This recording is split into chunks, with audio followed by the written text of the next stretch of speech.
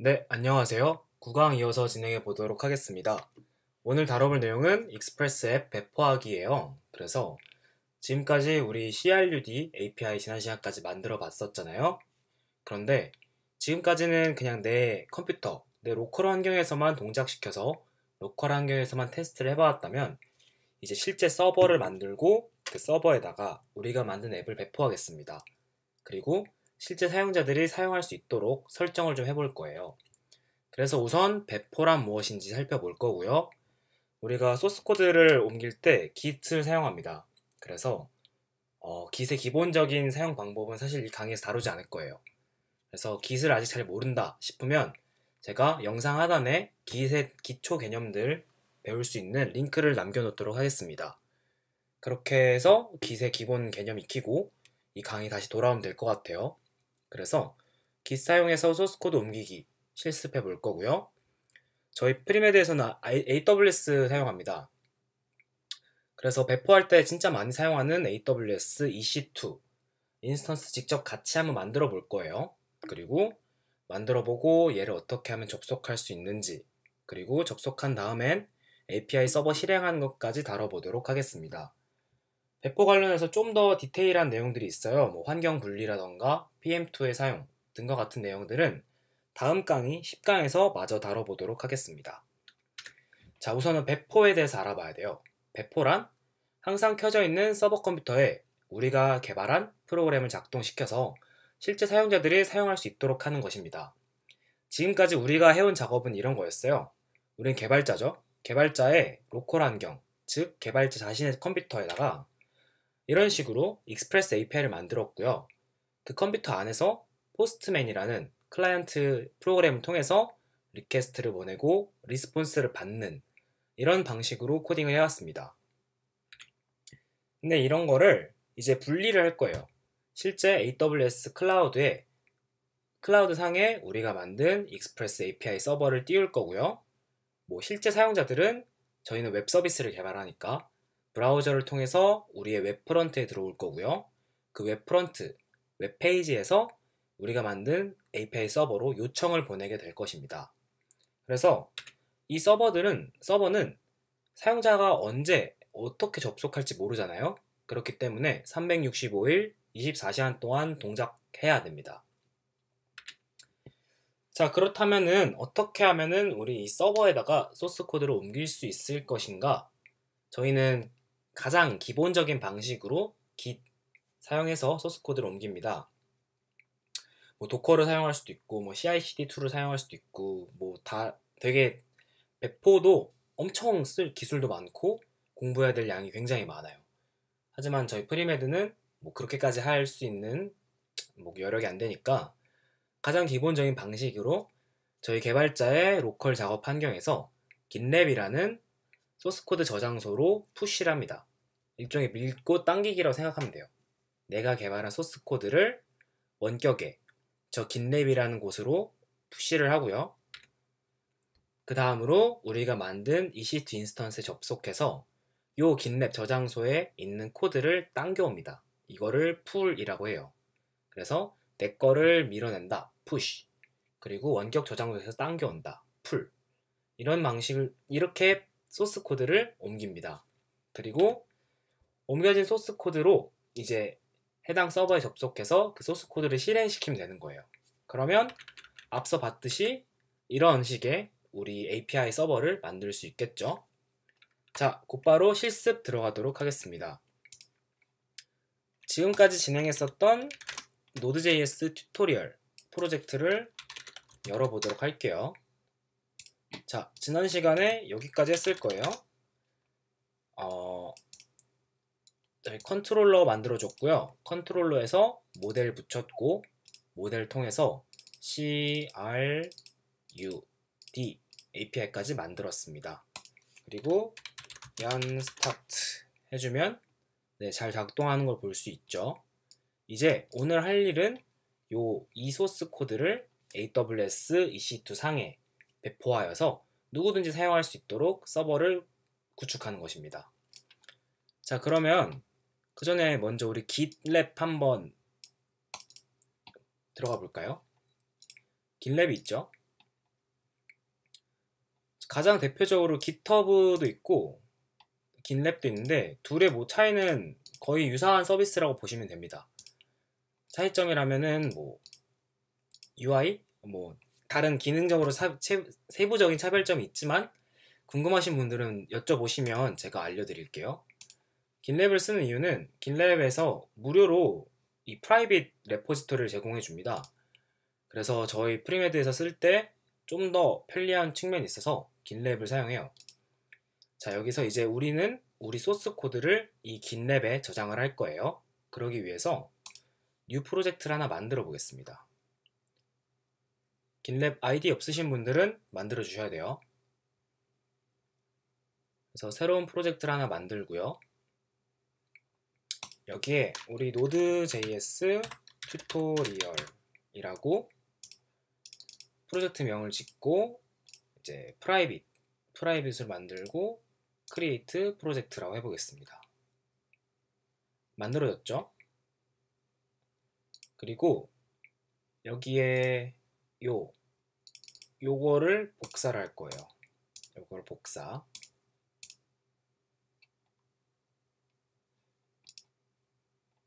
우리가 앞으로 할 거는 요겁니다. push existing git repository.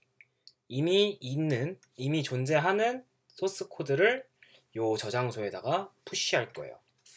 자, 우선은 여기 우리가 지금까지 진행했던 모든 내용을 담은 이 디렉토리에서 git init이라고 쳐줍니다. 그러면 git이라는 버전 관리 프로그램이 우리 프로젝트를 이제 트래킹을 해줄 거예요. git status. 자, 이런 식으로 쭉 나와 있죠. 그리고 git ignore 파일을 하나 작성해 주셔야 되는데 저는 이미 미리 작성해 놨어요. git ignore.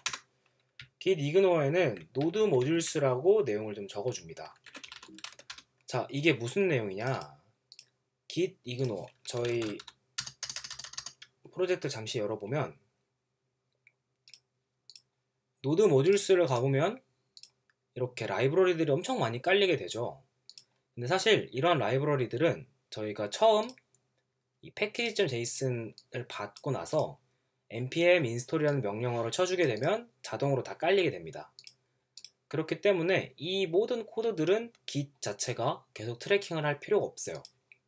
그래서 git ignore라는 거에다가 노드 모듈스를 넣어주게 되면 git이 그 노드 모듈스 폴더는 트래킹하지 않습니다. 이걸 제외하고 모두 add 한 다음에 커밋 해볼게요. initial commit. 네, 저희 Node.js 튜토리얼이라는 프로젝트에서 첫 번째 커밋을 작성하였습니다. 자, 이렇게 작성된 커밋을 이제 원격 저장소에 푸시를 할 건데 아직은 우리의 이 프로젝트랑 GitLab 상의 이 프로젝트랑 연결되지 않았어요. 그래서 이거 연결해주는 작업을 해야 됩니다. git remote add origin 해주고 우리 여기서 복사한 요 git 주소를 넣어줄 거예요. 자, 됐죠? git remote status 치면 이게 아닌가 보네요. 뭐 아무튼 자, 그 다음에 git push origin master. 자, 이 명령어를 보시면은 리모트 원격 저장소를 추가할 거다. 그리고 이 원격 저장소 이름은 오리진으로 할 거다. 그리고 이 원격 저장소의 주소는 여기이다 라는 뜻입니다. 그 다음으로 우리는 원격 저장소인 오리진 원격 저장소에 소스 코드를 푸시할 거다. 그리고 이때의 브랜치는 마스터로 한다 라는 의미입니다. 눌러볼게요. 그러면 쭉쭉 진행이 될 거예요. 그리고 나서 우리 여기 새로 고침 한번 눌러보겠습니다. 됐죠? 자, 우리가 만든 모든 프로젝트가 이제 원격 저장소 안에 저장이 된 거예요. 멋있죠? 자, 그 다음에 이어서 진행해 보겠습니다. 자, 이제 원격 저장소에까지 소스 코드 푸시했으면 우리 배포할 서버가 있어야겠죠? AWS 들어가 볼게요. 우리 RDS 만들었을 때 사용했었는데 이번에는 EC2 들어가 보겠습니다. EC2를 들어가서 인스턴스 시작 한번 눌러볼게요. 인스턴스 시작, 그 다음에 요거 프리티어 사용 가능이라고 떠있는 아마존 리눅스 선택합니다. 그 다음으로 검토 및 시작, 그 다음에 그냥 시작하기 눌러주시면 돼요. 그리고 새 키 페어를 생성하고요. Node.js 튜토리얼 이라는 거를 만들어주고 다운로드 받습니다. 다운로드 받을 때는 보통은 여기서 자기의 루트 디렉토리에서 .ssh 라는 폴더에다가 다운을 받게 돼요. 근데 사실 어디에 받아도 크게 상관없는데 저는 .ssh 폴더에 받겠습니다. 저장을 해주고, 저장이 됐죠? 인스턴스 시작을 눌러줄게요. 그리고 인스턴스 보기로 가보면 이렇게 좀 기다리라고 하죠. 시간이 조금 걸릴 거예요. 시간이 조금 걸릴 때까지 저희 보안 그룹을 잠깐 가보겠습니다. 자, 보안 그룹 인스턴스 서로 처음 생성하면 이 보안 그룹이 뜨는데 지난번에 RDS 할 때 잠깐 다뤄봤을 거예요. 그때 인바운드에다가 3306 포트를 열어줬었죠. 이번에도 저희가 만든 익스프레스 앱은 3000번 포트 썼잖아요. 그래서 포트 범위를 규칙 추가 3000 넣어주고 이렇게 개방해준다 하고 저장을 해줍니다. 그러면 외부에서도 3000번 포트로 들어갈 수 있는 거예요. 자, 그리고 다시 돌아오니까 돼있죠? 여기 이름 지어줄게요. Node.js 튜토리얼 이름 지어주고, 자, 이제 이렇게 만든 인스턴스로 접속 한번 해보겠습니다. 접속하기 위해서 우선 요 public DNS라는 게 있어요. 이거를 복사를 해줄게요. 그 다음으로 터미널을 열어서 윈도우면은 아마 푸티를 통해서 접속하겠죠? 저는 이렇게 접속해요. sudo -i ssh node, 여긴 그냥 자기 인증서 저장한 주소 넣어주시면 되고 -i 옵션을 꼭 붙여주셔야 돼요. 그 다음에 ec2 user, 그리고 여기에 우리가 만들어 놓은 public DNS 주소까지 넣어주시면 됩니다. 그러면은 비밀번호는 제 컴퓨터 비밀번호예요.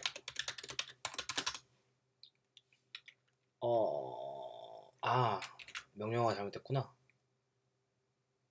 이 앞에 SSH를 붙여주셔야 됩니다. SSH라는 거는 암호화 프로토콜이에요. 그래서 들어가졌죠? SSH라는 일종의 프로토콜을 사용하여서 이 인증서를 가지고 EC2 유저라는 이름명으로 요 인스턴스에 접속해라 라는 뜻입니다. 여기까지 이해가 가시나요? 다 접속을 했으면은 이제 sudo yum update, 처음 인스턴스 만들었을 때는 이제 yum이라는 거는 CentOS 쪽 계열에서 사용하는 패키지 매니저예요. 일종의 Node.js에서는 npm 같은. 근데 이게 업데이트가 안 된 상태이기 때문에 가장 먼저 해줘야 될 거는 이 yum을 업데이트 해주는 겁니다. 그 다음으로 우리 소스 코드 어디 있다고 했죠? 거기 있었죠? git에 있었죠? 그래서 sudo yum install git 해주겠습니다.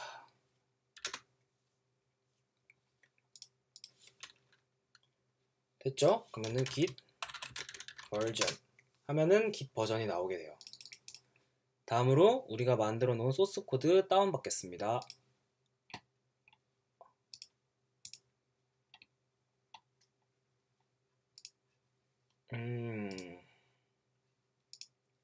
프로젝트에 네, 프로젝트에 Node.js 튜토리얼 가셔서 클론 https 그 다음으로 git 클론 하고 해당 주소로 복제를 해줍니다. 아이디를 물어볼 거예요. 그러면 해주고 그러면 이렇게 소스 코드 받은 걸 볼 수 있죠. 그리고 잘 담겨있는 것까지 확인할 수 있습니다. 그 다음으로 아직 우리 npm 하고 Node.js 설치 안 했죠?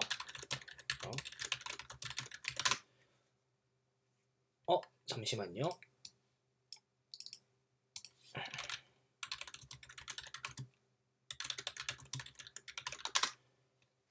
Node.js 어떻게 까는지 한번 잠깐 보고 올게요.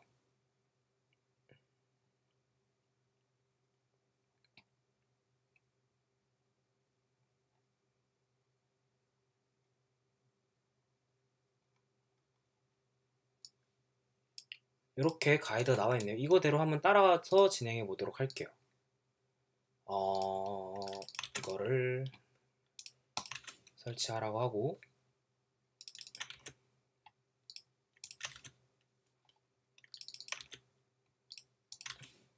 MVM이라는 거는 노드 버전 매니저의 약자입니다. 그래서 노드 깔 때 많이들 사용하는 라이브러리예요.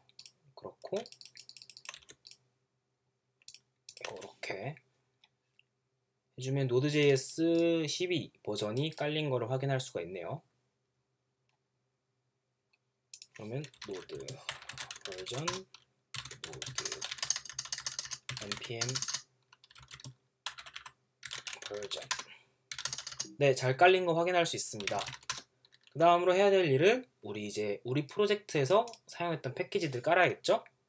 npm i 쳐주면 패키지.js를 다 읽어와서 우리 프로젝트가 의존하는 라이브러리들을 다 깔아주는 거예요.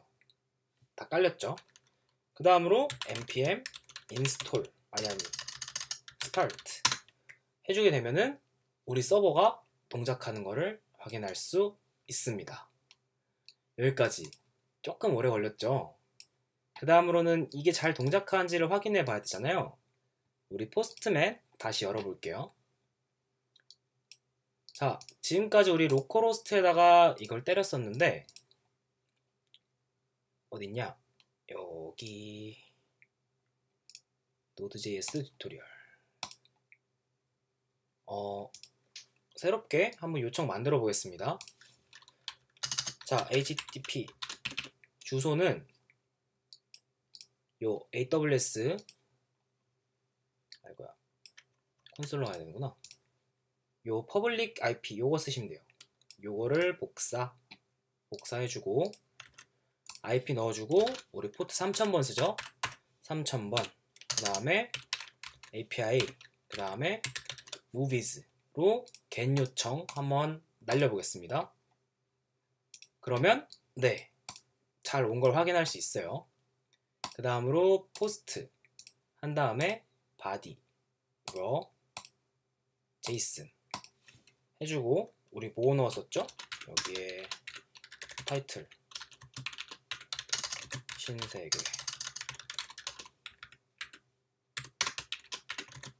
뷰 100 장르 액션 하고 보내겠습니다. 그러면 추가됐죠? 그리고 다시 get 요청을 보내보면 이렇게 잘 동작하고 있는 걸 확인할 수 있어요. 자, 이렇게 배포하는 게 왜 중요하냐? 우리가 우리 컴퓨터에서 개발했을 때는 우리 컴퓨터는 인터넷이 자주 끊길 수도 있고 뭐 저희가 개발하다가 컴퓨터를 꺼버릴 수도 있겠죠. 그러면 실제로 우리 컴퓨터로도 서버처럼 실제 서비스를 운영할 수 있겠지만 그렇게 하면 굉장히 불편함이 많습니다. 그렇기 때문에 24시간 언제나 동작하고 있는 이 서버를 통해서 배포를 해놓아야만 우리 사용자들이 언제 어디서든 우리가 개발해 놓은 이러한 작업물들을 사용할 수 있겠죠. 그래서 지금까지 가장 간단하게 서버 인스턴스 만들고 소스 코드 받아서 서버에서 그걸 동작시켜 보는 것까지 진행을 해보았습니다. 사실 이렇게 단순하게 배포를 하진 않아요. 그래서 다음 시간에는 조금 더 심화된 내용 다뤄보면서 실제 프리메드에서는 어떻게 배포 운영하고 있는지까지 한번 다뤄보도록 하겠습니다. 네, 다음 강의에서 만나요. 감사합니다.